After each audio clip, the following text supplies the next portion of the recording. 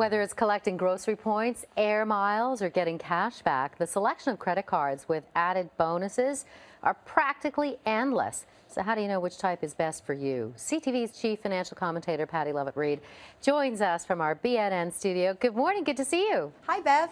So, there's a myriad of things, and different banks will be pushing different products. But, at the beginning, what are you meant to kind of get in order in terms of what you need or what you're looking for? Well, I have to be honest with you, Bev. This was not a story I wanted to do because there are so many choices.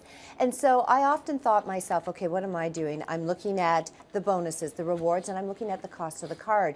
And then RateHub came up with this great solution for me that more or less allows you to say, who am I? What are my patterns? What am I looking for? What kind of card is right for me? Then do I start to choose the card from there? And it's a great tool. It really is a great resource. Now, I don't have any affiliation with them. I just like things that can really help us and, answer the questions that we have on a personal basis. So it helps, I guess. I mean, you categorize things so people can kind of slot in. Yeah, you do, Bev. So, I'll give you an example, and I don't own either of these cards, but let's say you like to you participate in entertainment, you shop, you buy groceries, you buy gas, you buy food. Okay, so this card is the Scotiabank Gold American Express. For every dollar you spend in those categories, you get 4 points back. If you use the card for other things, you're only going to get 1 point back. So maybe, and you and I have talked about this, you have two cards. Here's the other alternative. You take that card and you pair it with Scotia's Momentum Visa Infinite card, a long name. I don't know where they get these names. I know. But in any event, let's say you go to the drugstore on a regular basis, on a monthly basis, and you have other reoccurring bills that you pay. You get 2% cash back. So what you're doing is you're getting the two cards that we often recommend. You're getting a 1-2 punch in terms of rewards and points. Well, tell me about, obviously travel is a really big deal when it comes to credit cards, and the banks want to, so that you can collect these points, or Airplan, or whatever it is.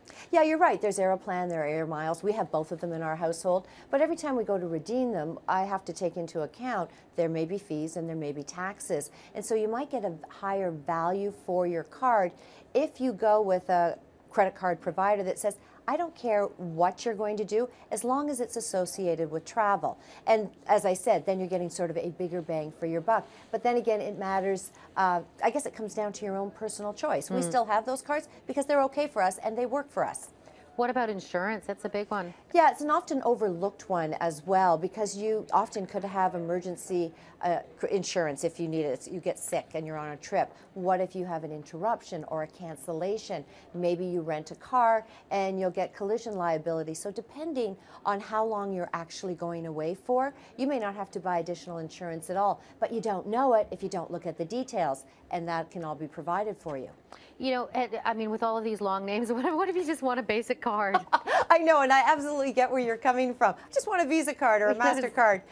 You know what? I think gone are those days, though, because here's the deal. Those credit card companies, they want your business. And so, in essence, they have to pay for it. So I've always been a proponent of, yes, you should have a credit card, but you got to use it responsibly. So once you get over the hurdle that you're going to try to pay at least the minimum, or if you can, pay it off each month, you might as well get a little bang for your buck. We tell you to do your homework before you invest in a security or you even take out a loan. You look for the best rate, look for the bells and whistles associated with your credit card. And how do you end up deciding what a limit might be? Because they're going to say, "Oh, this is great," and you put some more purchases, and if you pay it off, they're going to say, "Here's more." Yeah, exactly, and they do that all the time. So my own personal rule that I consider: let's say they give me a $10,000 limit, I cut it in half and I try at $5,000.